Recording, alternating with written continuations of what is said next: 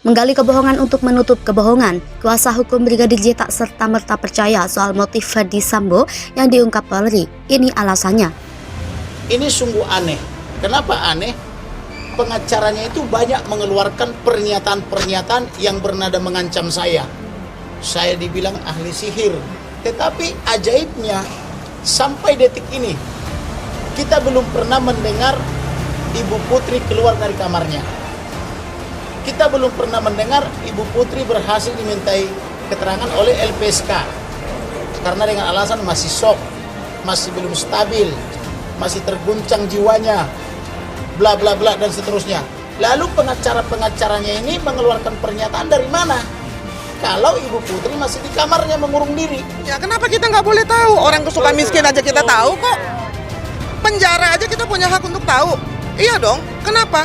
Waduh deh itu jangan-jangan mereka di sana kopi, makan, keluar, Apalagi main biliar. Jadi jangan hoax yang satu ditutupi juga dengan hoax yang lain. Rakyat sudah jadi korban hoax. Proses penegakan hukum ini sudah jadi korban karena olah TKP dihancurkan oleh orang-orang yang terdidik untuk mengolah TKP, yang terdidik bagaimana mengamankan dan mengolah barang bukti. Yang paling menyedihkan dan menakutkan kita, saya kira, senjata pistol yang telah dipakai untuk membunuh di hadapan kita. Ini sangat mengerikan. Karena yang meninggal adalah Brigadir Nofriansah Joshua Huta Barat, tetapi kok yang terguncang Ibu Putri, kan itu kan aneh juga. Harusnya yang terguncang itu adalah keluarga Huta Barat dan istrinya. Kok ini yang kebalik-balik, ini jadi membingungkan masyarakat begitu ya. Harapan saya terungkaplah kejujuran. Terungkap kejujuran, jangan main sinetron-sinetronan, main peta umpet nampaknya ini. Jadi saya berharap yang jujurlah terhadap peristiwa ini biar cepat selesai. Rakyat sudah bijak untuk menilai ini semua. Apapun keputusannya nanti, asal jujur kami orang tua di Sungai Bahar menerima, tapi jangan main peta umpet model ini.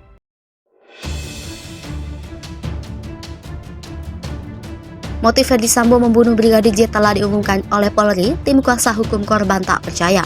Sejauh ini kasus pembunuhan Brigadir J terus menuai sorotan. Banyak yang penasaran dengan motif Ferdy Sambo nekat menghabisi nyawa Brigadir J.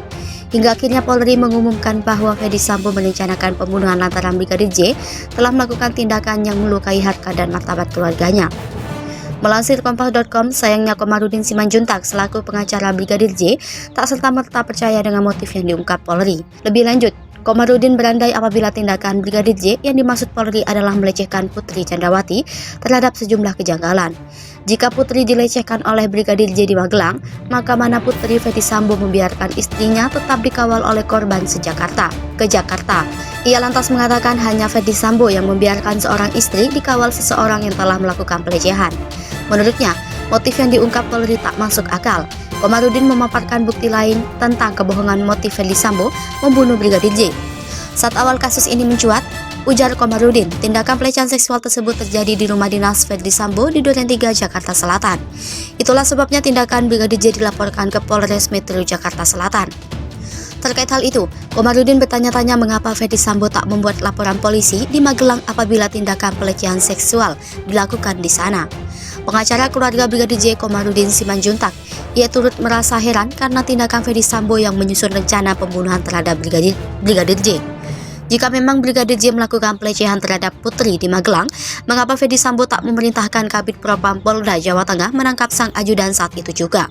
Atas pengakuan Ferdy Sambo, Komarudin menyarankan agar mantan Kadif Propam Polri tersebut merenung dan bertaubat ketimbang terus-terusan berbohong.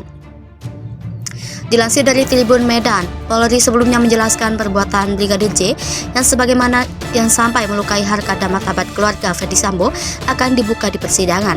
Keterangan tersebut disampaikan oleh Kadif Humas Polri Irjen Pol Dedi Prasetyo dalam jumpa pers di Makobrimob pada Kamis 11 Agustus 2022. Hanya saja dalam keterangannya, Dedi menyebut bahwa Brigadir J melakukan hal itu di Magelang. Ferdy Sambo juga telah mengakui bahwa dia merencanakan pembunuhan Brigadir J. Sampai saat berita ini diturunkan, belum ada tanggapan dari pihak kepolisian soal banyaknya komentar terkait usut ulang tragedi KM50. Pelaku utama pembunuhan Brigadir J bukan Baradae dan disaksikan beberapa orang. Baradae hanya diperintahkan untuk menembak di TKP, rumah dinas Irjen Ferdy Sambo di Duren 3, Pancoran, Jakarta Selatan. Baradae atau Barada Richard Eliezer Pudiang Lumiu telah akhirnya memutuskan untuk mengungkap fakta sebenarnya yang terjadi terkait kasus kematian Brigadir Nofriansah Yosua Huta Barat alias Brigadir J atau Brigadir Yosua. Fakta akhirnya diungkapkan Baradae bahwa dirinya diperintahkan seseorang atasan untuk menembak Brigadir J yang saat itu masih hidup. Barada Eliezer mengaku turut menembak Brigadir J di TKP. Diketahui, aksi penembakan tersebut terjadi di rumah dinas mantan Kadif Propam Polri Irjen Ferdy Sambo pada Jumat 8 Juli 2022 lalu. Insiden tragis yang menimpa Brigadir itu diketahui Baradae disaksikan oleh beberapa orang. Selain itu, Baradae membeberkan fakta bahwa tidak ada aksi tembak-menembak di TKP seperti yang dilaporkan sebelumnya. Kuasa hukum Baradae, Deoli Payumara, mengatakan bahwa kliennya menembak Brigadir J karena diperintah untuk melakukan tindak pidana pembunuhan tersebut terhadap Brigadir J. Menurut Deolipa, orang yang memerintahkan Baradae untuk melakukan tindak pidana pembunuhan terhadap Brigadir J adalah atasannya. Namun demikian, Deolipa menegaskan bahwa penembakan yang dilakukan kliennya tidak ada motif apapun. Menurutnya, itu karena spontanitas lantaran diperintah atasannya. Sementara kuasa hukum Baradae lainnya Muhammad Burhanuddin mengatakan kliennya telah memberikan pengakuan soal peristiwa yang sebenarnya terjadi terkait tewasnya Brigadir J.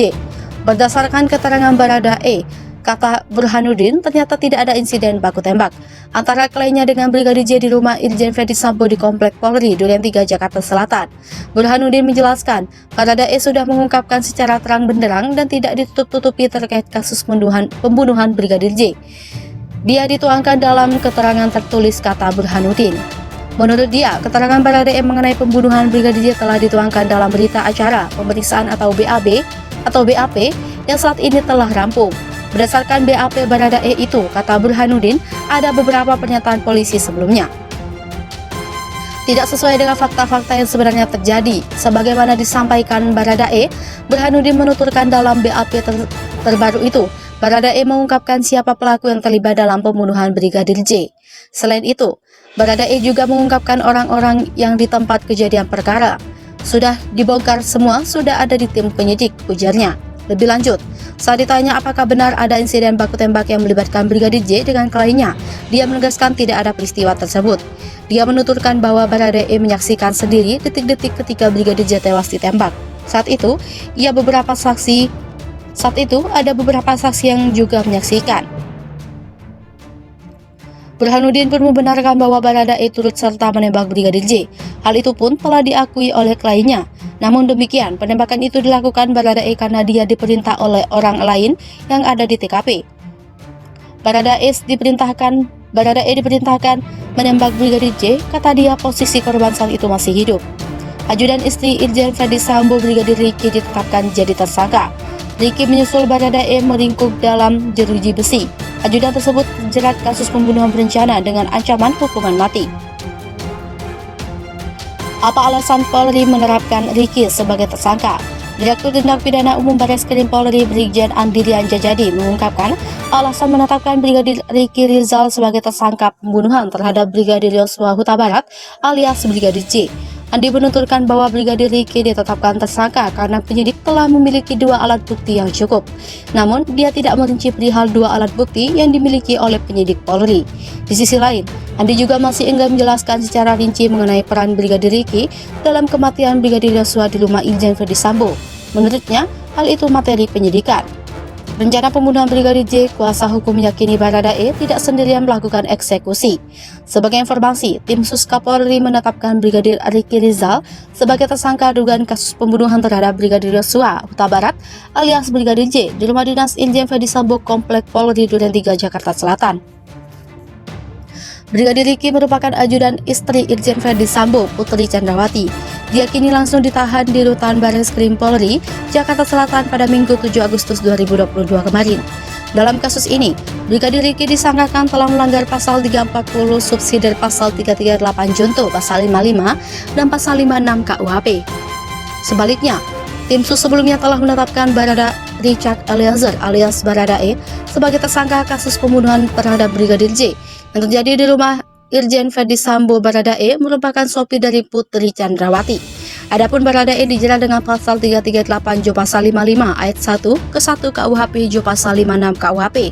Dia juga kini telah mendekam di Rutan Bareskrim Polri Jakarta Selatan.